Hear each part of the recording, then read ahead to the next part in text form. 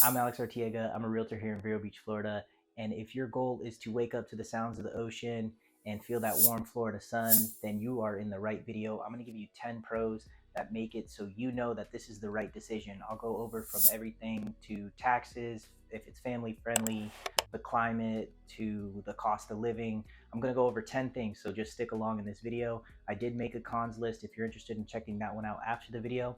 But let's get right into the first one. So jumping right into it, starting off with number one is that Vero Beach is family friendly. It is the main reason that I moved here, as well as I have family that lives here. So especially if you're starting a family, it's nice to be in a family friendly environment and neighborhood, especially if you're coming from a major city. So Vero Beach has good neighborhoods, good school districts, and plenty of family friendly activities to do just outside of the beach as well. So it's not just Vero Beach and just go to the beach, that's it. There's plenty of other activities, especially if you're looking to bring your whole family along. Not to mention, if you graduate with IB in a Florida school, then you can actually go to any Florida college in the state and your tuition is fully paid for, if not partially paid for. My brother actually has a full ride scholarship to FSU, so that's something to take advantage of if you're looking to move here before your kids start high school. So touching on some of the other schools, we actually have Indian River Charter High School, which is actually ranked 3,650 out of the whole US and number 198 in the state of Florida. So that's one school. Then we also have Vero Beach High School, which was actually ranked 5,595 for the whole US and 297 in the state of Florida as far as high schools go. So being family friendly is definitely one of the major ones that I would consider as a major pro if you're looking to move to Florida, not to mention some of the other ones on the list. Moving on to number two, which may not be the most fun thing to talk about, but it's definitely important when making that move to Florida, is taxes. The big picture as far as taxes goes is that there is no state income tax, and I know that's probably a major pro, especially if you are moving to Florida and your state has a state income tax. So there's no state income tax at the state level or at the local level. So even if you go into the military like I did and you're serving out of Norfolk, Virginia, and your home was Florida, then you actually don't get taxed on your income either. So if your son or daughter is looking to go into the military, then live in Florida, you could avoid some state income tax as well. As far as the property tax goes for the state level, it's actually at 0.98%, which that's your home assessed value, so just the average. And Vero Beach is actually a little bit lower at 0.9%. So that's another plus, especially if you're paying those outrageous property taxes in other states and you're looking to avoid that, especially for a remote worker. That's something to consider. Touching on sales tax in Florida is 7.02%, and counties can actually add a discretionary surtax of 0.5 to 1.5% in the county. I know that could be, so technically it could be 8.5%, but there are things that you are not allowed to tax as far as prescription medicine, groceries, some diapers and other formulas, those things that Ron DeSantis is doing to kind of change the ability to tax on some of those items. You can avoid those taxes. So that's just another plus if you're looking to move here with your family, which is another pro of being family friendly. So back to number one, you can avoid some of those issues if you move to Florida. Just a pro. Number three on our list, which was actually on my cons list as well, but I kind of view it as a pro, especially if you're moving here with a family, is that it's definitely a slower pace, a little bit more geared towards retirement. And if you're a remote worker as well, I think this would be a pro for you because you kind of get to escape the city, that hustle and bustle that you would feel in the major cities, and avoid some of those taxes as well. So the slower pace of lifestyle, you get to enjoy life a little bit more and be a little bit more free, I think, in my personal opinion. Moving on to number four, you have the location. So if the slow paced lifestyle isn't really for you and that's something you don't want at all, number four, which is the location, may still sell you on Vero Beach. So with Vero Beach being centrally located, it makes it easy to take those weekend trips to Orlando, Miami, Tampa, Jacksonville, and still get that fast-paced lifestyle without sacrificing some of the other things that you get in that fast-paced lifestyle. So you can avoid some of the crime and still be in that family-friendly environment, avoid the nightlife, and avoid some of those other things that your kids might see in a bigger city, and just make it easier to take a weekend trip and enjoy the day life there. So of course you have Orlando, which is about an hour 30 depending on where you're going in Orlando. And of course you have Disney, Universal, Epcot, Islands of Adventure, tons of food places, as well as you have the Orlando Magic, so you have a sports team to go and cheer and root for, as well as Orlando City Soccer Club. So Again, Orlando, an hour 30, and you're right there at Disney. Miami is 2.5 hours away. So whether you are a remote worker or a family and you're looking to get down to Miami for some of that faster paced lifestyle, or you're looking to go to concerts, they have Rolling Loud, Cali Ocho, and a bunch of other concerts that you could go to, as well as, of course, you have the Miami Dolphins, the Hurricanes, you have a bunch of sports teams, as well as food and the nightlife, not to mention everyone knows about that. But that's 2.5 hours away, so not a far drive by any means. Tampa is only 2 hours and 30 minutes away, so if you are looking to make a weekend trip there, you can enjoy the downtown with urban parks, as well as you have the Riverwalk, restaurants, bars, and of course, we can't forget the Tampa Bay Buccaneers. I am not a Buccaneers fan by any means, but if you want to go and watch a football game, you have the Bucks right over there, as well as the Tampa Bay Lightning if you are a hockey fan. Number five, again, could be on the cons list depending on how you look at it, but it definitely has that small town feel. So while it's centrally located, making it easy to go from place to place, you have a population of around 16,700 in the city of Vero Beach. So that's a small population that you won't have to worry about a lot of things, which actually could be a selling point if you're looking to move down here and not be in the major city again.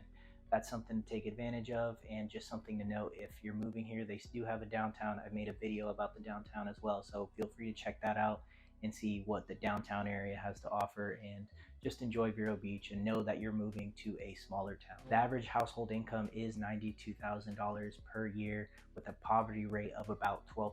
So if you're moving here and looking for a job, definitely try to have something lined up so you know what your budget's going to look like when you move to Florida. The average age, as far as the population of Vero Beach goes, is around 54. So just know that when moving here, while there is a younger generation that's kind of moving into Vero, the average age is still 54. So just keep that in mind.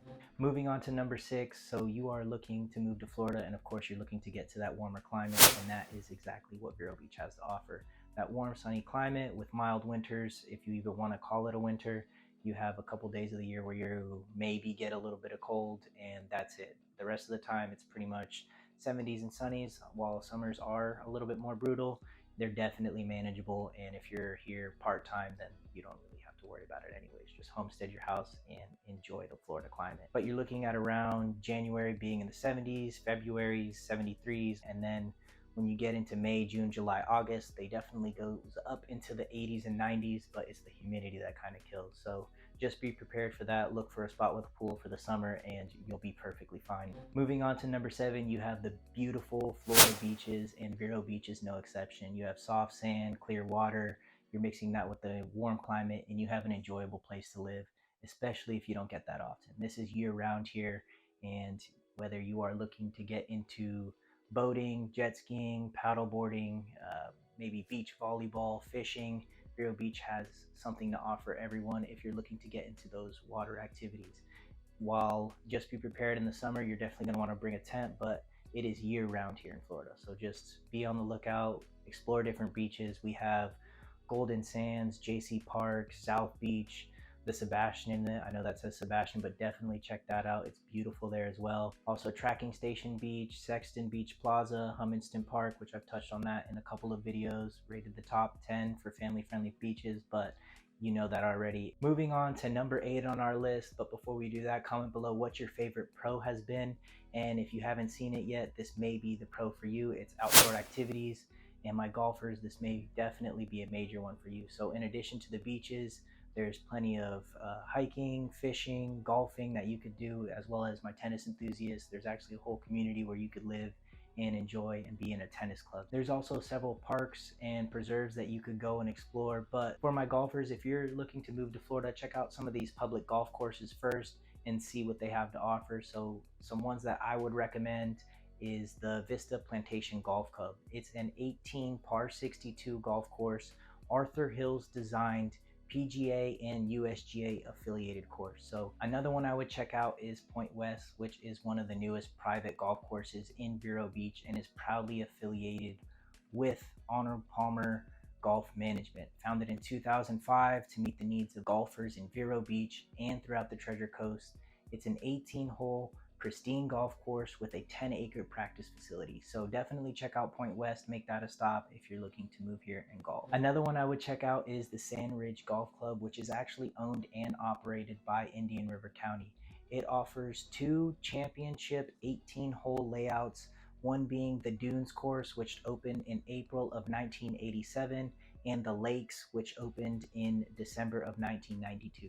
So I would definitely check those two out. And if that was one of your pros, then leave a comment below. But let's move on to number 9. Moving on to number 9, you have the cultural attraction. So while it is a small town, that means it's rich in culture and you can enjoy some of what Vero Beach has to offer. So Vero Beach has an arts and historic scene with several museums, galleries, theaters, all located in the area. And if you want to check out some of my other videos, I've actually toured some of those, so please feel free to check those out. Some examples of this would actually be Riverside Theater, which is actually a nonprofit, but you also have the Veterans Island Sanctuary, as well as the Art Museum.